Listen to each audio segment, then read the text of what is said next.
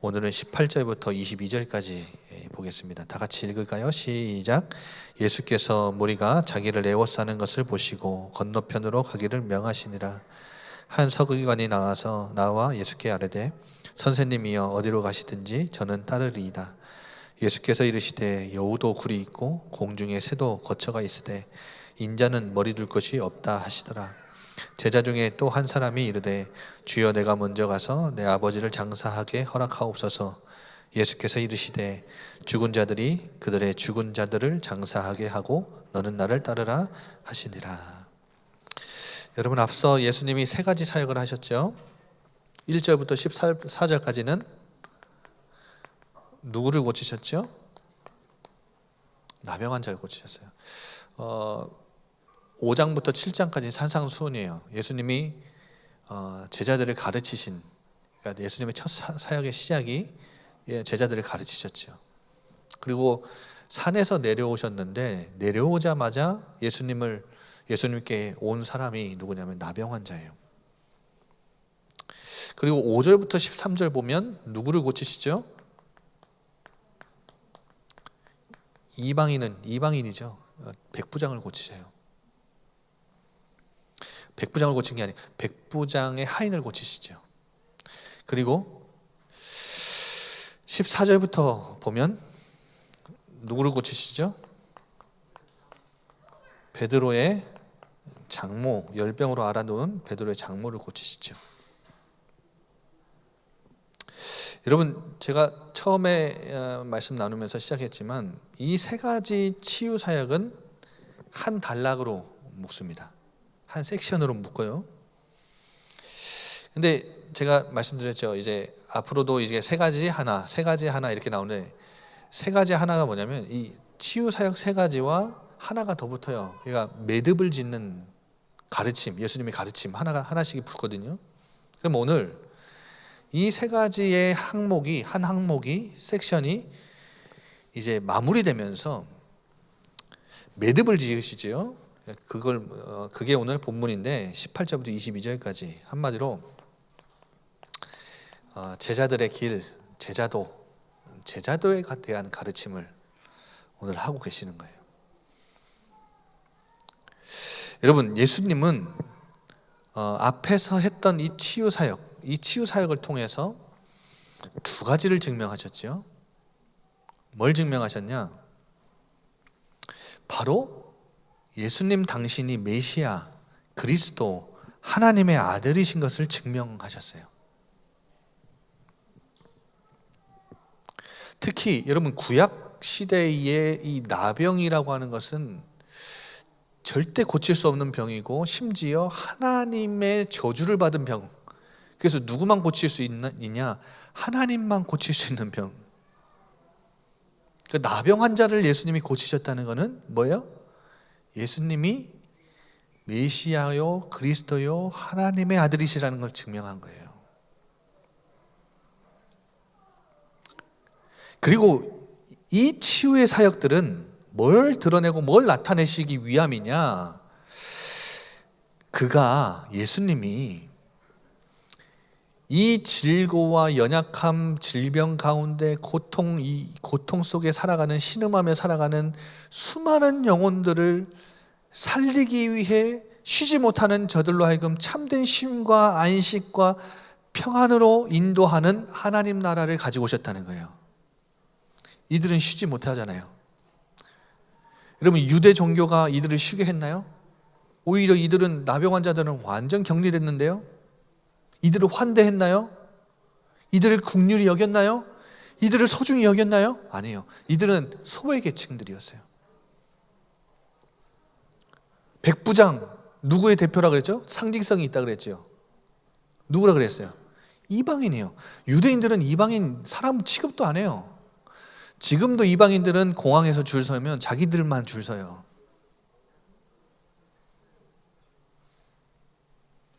베드로의 장모는 누구예요? 무슨 상징성이 있다 그랬죠? 여자.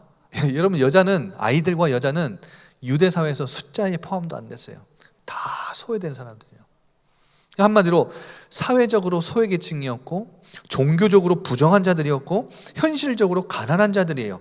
여러분, 이들에게 참된 안식과 쉼을 주기 위해, 샬롬을 주기 위해 예수님이 이 땅에 오셨다는 거예요. 이들을 고치시고 이들을 해방시키셨잖아요.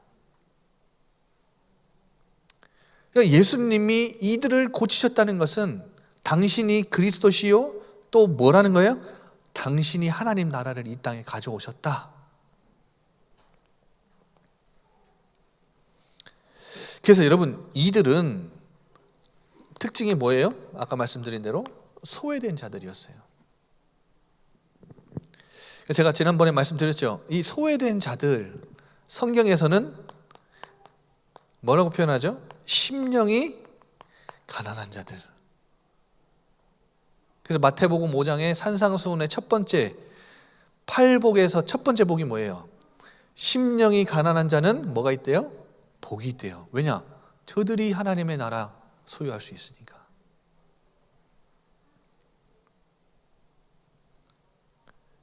그런데 오늘 반대로 오늘 본문에 누가 나오냐면 이 예수님께 열광하는 무리들이 나오죠.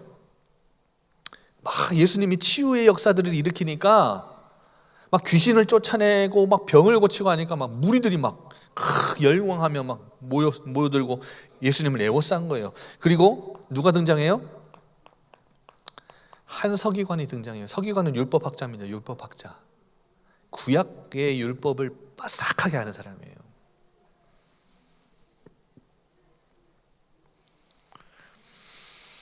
그런데 여러분, 이 무리들이 예수님을 애워싼 이유가 뭔지 아십니까?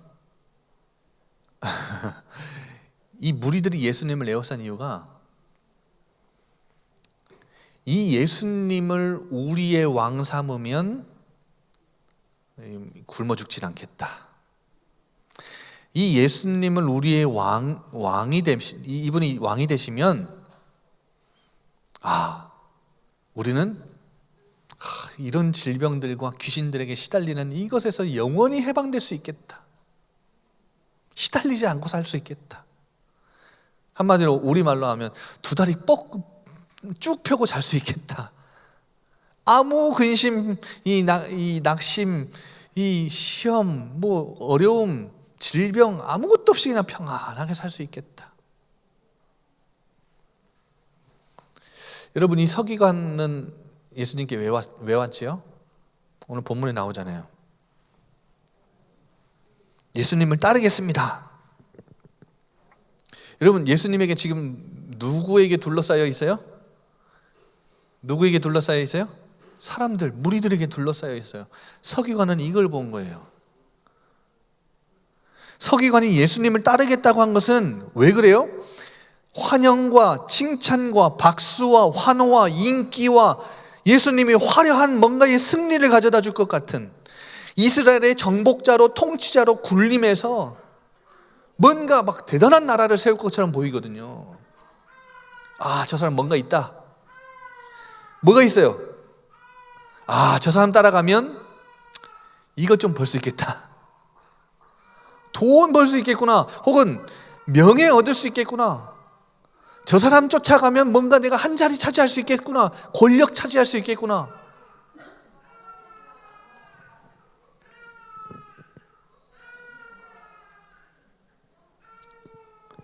여러분, 기억하십시오. 생명 없는 종교 생활에 빠진 자들의 특징입니다.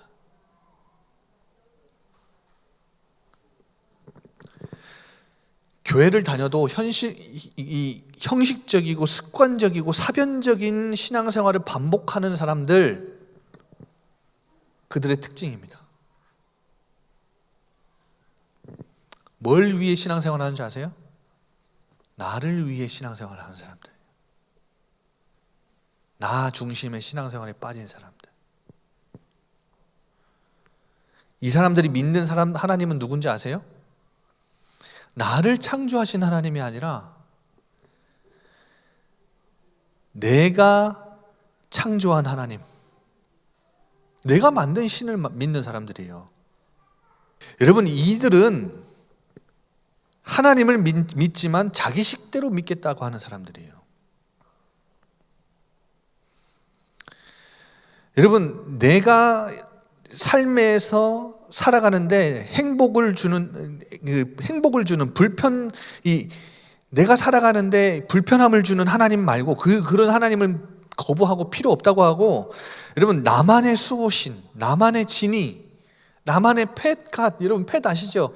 애완동물, 하나님을 그런 대상으로 섬긴다니까요. 그러니까 나를 도와는 주지만 내가 바라는 대로 도와주는 하나님, 나를 기쁘게 해주고 편안하게 해주는 하나님, 나 자신을 믿고 신뢰하고 자신감을 주는 하나님, 나 잘 살게 해주고 잘 되게 해주는 하나님, 하나님을 경외의 대상, 섬김의 대상, 의지의 대상, 예배의 대상, 경배의 대상, 찬송의 대상이 아니라 나 잘 되고 잘 먹고 잘 살게 해주는 하나님. 여러분, 그러니까 이런 사람들이 교회를 사랑합니까? 교회를 위해 헌신하겠습니까? 교회를 위해 봉사를 하겠습니까? 이웃 사랑 없어요. 소외된 자, 이런 사람들 긍휼히 여기겠습니까? 이들이 죄와 사탄과 지옥 배경에 큰 고통 속에 눌려가고 살아가는데 저들의 구원에 관심이 있습니까? 복음을 전달하는 데 관심이 있습니까? 생명운동? 나 하나 건사하는 하나님을 믿고 살아가는데 이들이 이 무슨 생명운동에 무슨 관심이 있어요? 관심 없죠.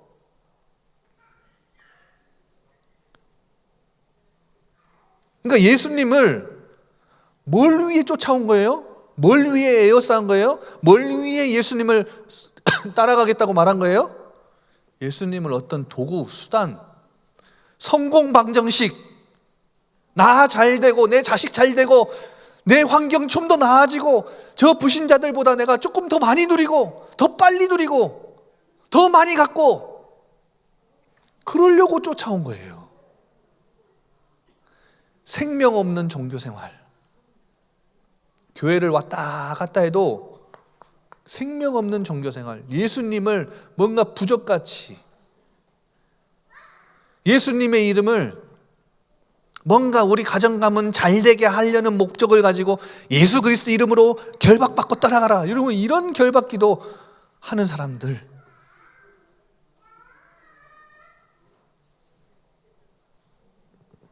한마디로 예수님을, 하나님을 이용해 먹고 사용해 먹고 써먹으려고 하는 사람들.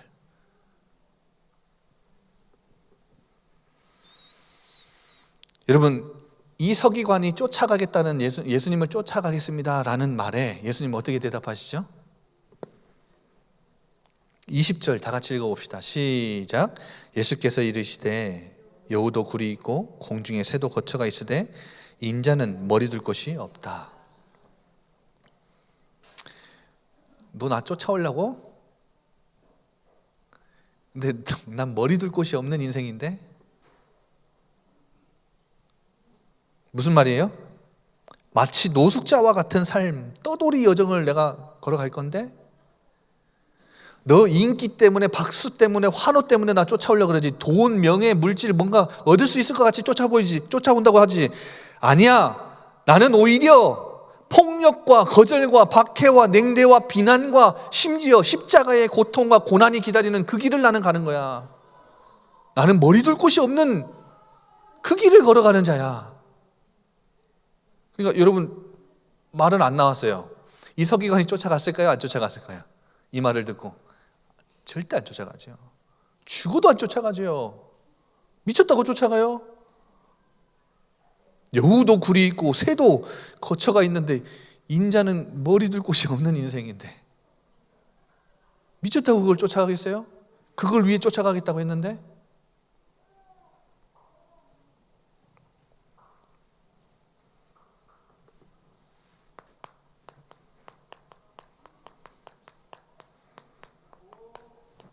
예수님이 떠나신 이유가 뭐예요? 예수님이 이 둘러싼 열광하며 둘러싼 이 무리들을 떠나시고 이 서기관의 이 쫓아오겠다라는 이 말에 이 대답을 해주신 이유가 뭐예요?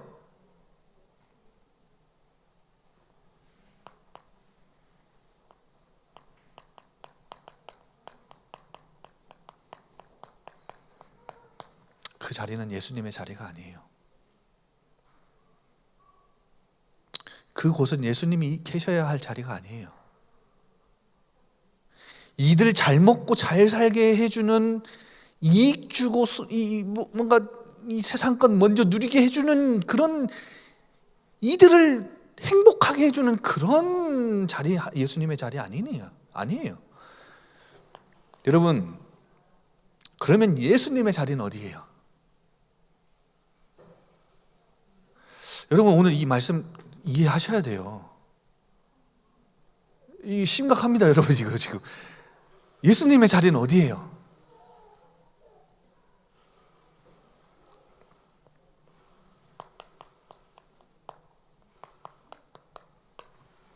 이런 사람들 살리는 자리,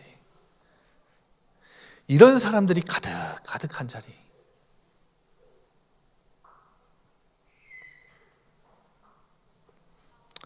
어떤 사람들이요? 스스로 절대 구원할 수 없고 구원의 소망도 없고 누구 하나 의지할 곳이 없는 사람들.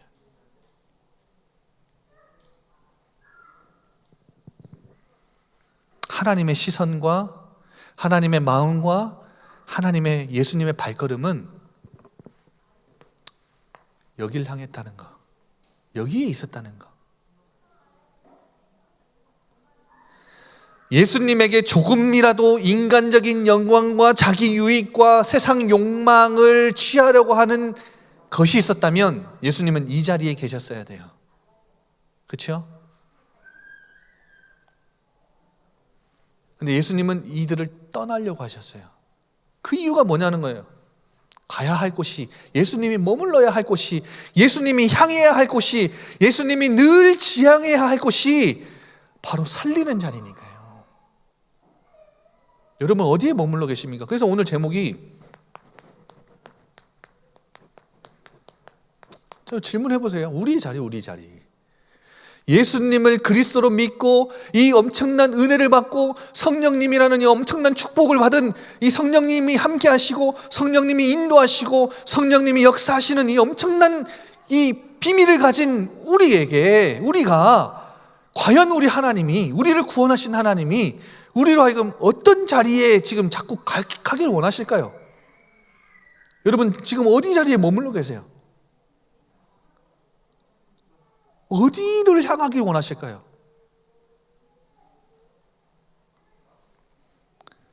이 소외된 자는 연약한 인생들의 질고와 질병, 이것을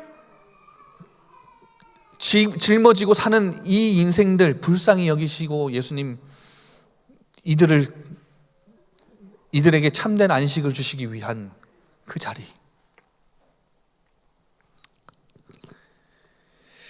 무한하신 하나님과 분리돼서 내재적 자원 갖고 이 얼마 있지도 않는 이 인간의 한계 속에서 그 모든 이 힘과 이 모든 이 젖먹던 힘까지 짜내가며 노력하며 살아가는 이 결핍 속에 아등바등 살아가는 불쌍한 인생들,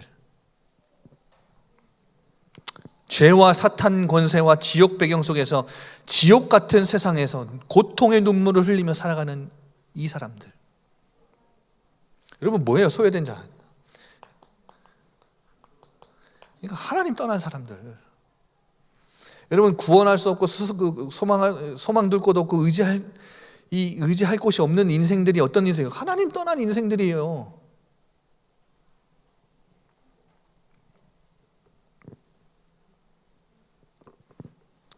여러분 예수님이 끝내 걸어가신 자리는 어디예요? 머리 둘 곳 없는 자리였어요.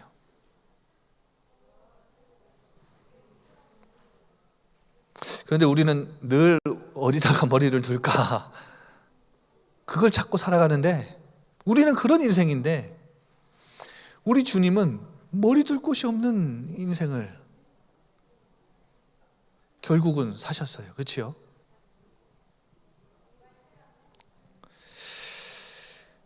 여러분 이때 당시에 로마가 유대 나라를 장악했잖아요. 이 로마가 가지고 있었던 구호 하나가 있어요. 팍스 로마나. 팍스 로마나가 뭔지 아세요? 로마의 평화예요. 로마가 전 세계 평화를 이룰 수 있다 이 말이에요.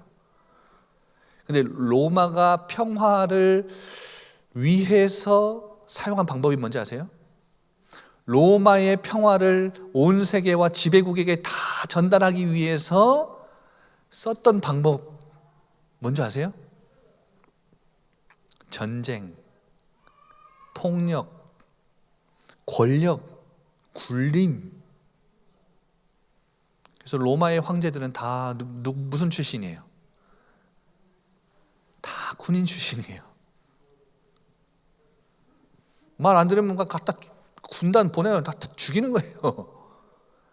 그래갖고 평화를 이룬다고 떵떵거리던 그 로마의 평화에 하나님 나라가 대들기 시작한 거예요. 하나님 나라가 이 로마의 나라에 침투를 한 거라고요. 여러분, 그래서 예수님이 가져오신 하나님 나라는 이 로마와 완전 정반대되는 방식인 거 아시죠? 예수님은 하나님 나라를 어떻게 이 땅에 가져오셨어요? 섬김, 희생, 고난, 죽음으로 만들어낸 생명의 나라, 사랑으로 완전하게 이루신 평화의 나라, 그게 하나님 나라예요. 여러분, 이 세상에 침투한 하나님 나라의 모습이 이런 모습이에요.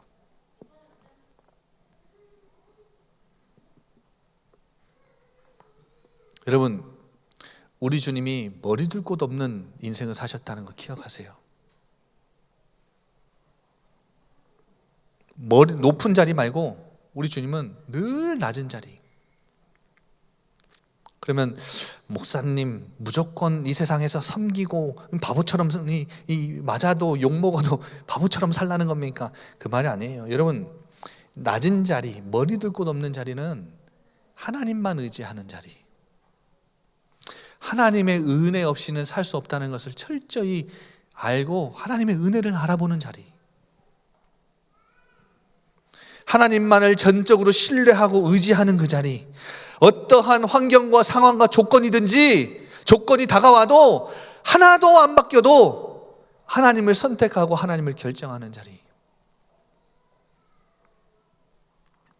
하나님의 나라와 하나님의 의를 겸손하게 먼저 구하는 자리, 내 뜻을 관철시키는 거 말고 하나님의 뜻이 나의 삶 가운데 이루어지기를 간구하는 그 자리. 여러분, 우리의 자리는 어떤 자리입니까? 우리가 늘 바라보고 지향하고 머물러야 할 자리는 어떤 자리입니까? 어떤 자리를 여러분 갈망하고 계십니까?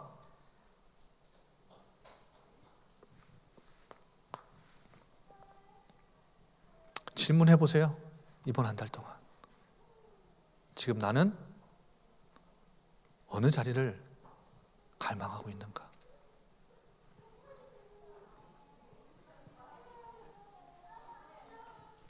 여러분, 이 서기관과 반대되는 사람 한 명 나오죠. 이게 대조하는 거예요. 여러분, 서기관은 예수님을 따르겠다고 했는데 지금 예수님께 부름 받아서 예수님을 따르는 제자 한 명이 나오죠.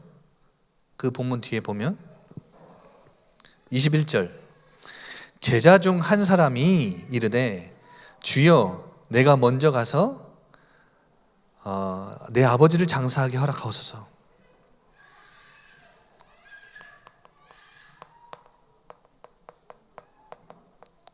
제자 중에 한 사람이 예수님께 요청을 하는데 뭘 요청해요? 아버지가 이제 방금 소천하셨는지 아니면 이미 이제 지금 위중한 이제 소천하시기 직전인지는 몰라요. 그건 안 나와요. 그런데 어쨌든 이제 위중하신 건 맞아요.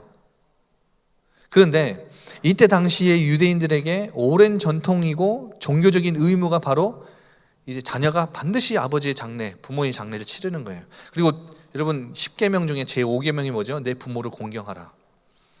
중요한 덕목으로 유대인들은 부모의 장례를 늘 이렇게 지키고 사는 덕목 중에 하나였죠. 그러니까 한마디로 예수님을 따르는 이 제자의 길을 내가 잠깐 연기하겠습니다. 그냥 갔다 와서 하겠습니다. 이 서기관은 당장이라도 쫓아가겠다 그랬는데, 그리고 이제 예수님 말씀 듣고 도망갔는데, 이 제자는 예수님 잠깐 다녀오겠습니다. 집안일이 있어가지고.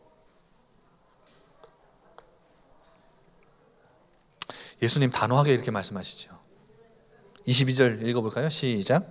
예수께서 이르시되 죽은 자들이 그들의 죽은 자들을 장사하게 하고 너는 나를 따르라.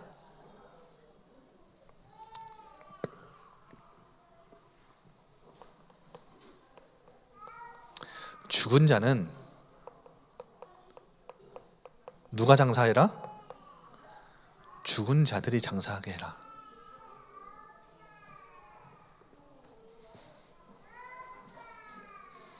여러분, 이건 문자적인 의미 아니에요.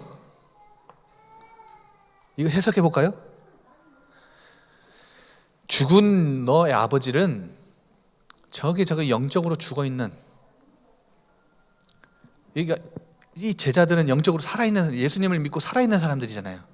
영적으로 저 죽어 있는 자들이 그냥 장사하게 해도 돼. 그러니까 세상 일은 세상 사람들이 하게 해도 돼. 여러분, 이거 문자적으로 해석해가지고 부모님의 장례에 참여 안 하고 이 교회 일에 매진하라, 이 말 아니에요. 그 말 아닙니다. 그러니까 이거랑 대조하는 거예요. 서기관은 세상 일 때문에, 세상에서 얻을 수 있는 것 때문에 예수님을 따르고 있다고 했는데 도망갔잖아요. 이 제자는 반대 개념인 거예요. 생명 살리고 예수님의 일을 위해, 영적인 일을 위해, 하나님 나라를 위해 부름받은 자인데 지금 세상 일에 지금 마음을 빼앗긴다는 거죠. 그러니까 세상 일은 뭐예요? 이 영적인 일보다 앞설 수 없다는 말이에요.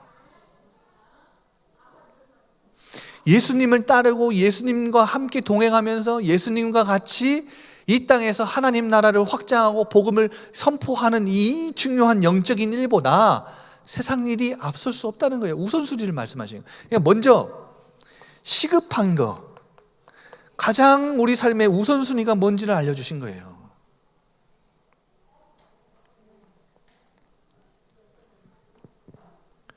여러분, 영혼 살리고 복음을 증거하고 사람을 살리고 생명 살리고 이 하나님 나라를 확장하는 이 일, 이 영적인 일,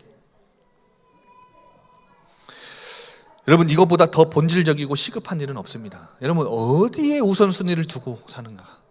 주님의 제자들이 어디에다 관심을 두고 살고 어디에다 우선을 두고 사는가? 점검해 보세요. 어디를 바라보고 사는가? 어떤 자리를 지향하며 사는가?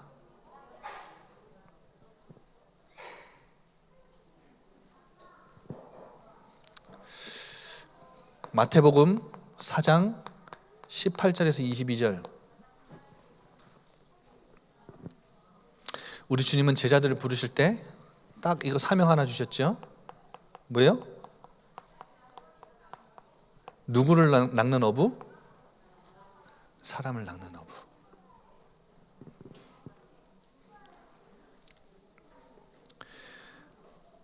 여러분에게 있는 그 일들 중에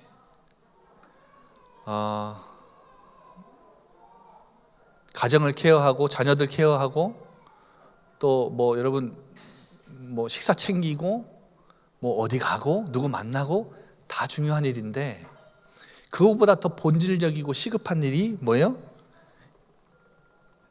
영혼 살리고 사람 살리는 일. 왜냐? 우리를 뭘로 부르셨어요? 사람 낚는 어부로 부르셨으니까. 이게 우리의 사명이에요. 그러니까 사람을 낚는다라는 것은 사람을 건져내는. 그러면 여러분, 이것이 우리의 사명이라면 꼭 반드시 제자로 부름받은 여러분은 점검하셔야 될 게 있습니다. 그게 뭐냐면 우리의 마음,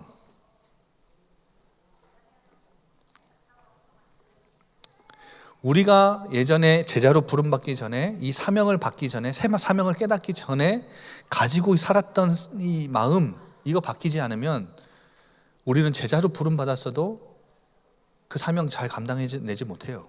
마음이 바뀌어야 돼요.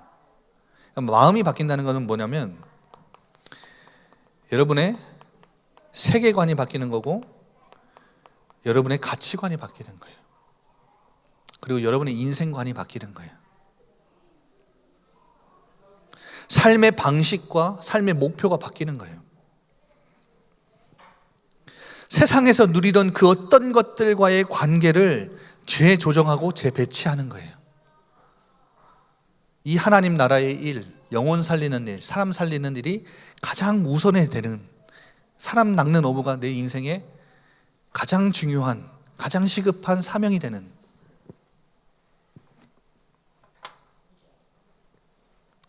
그래서 여러분 이번 한 달 동안 우선순위 한번 정리해 보세요. 타협하지 마시고 내게 있는 이 어떤 일들보다 가장 중요한 일, 내 옆에 죽어가는 영혼들을 살리는 일, 내가 그 자리에 들어가는 일, 내가 그 자리를 지향하는 일. 왜? 사람 낚는 어부로 우리를 부르셨으니까.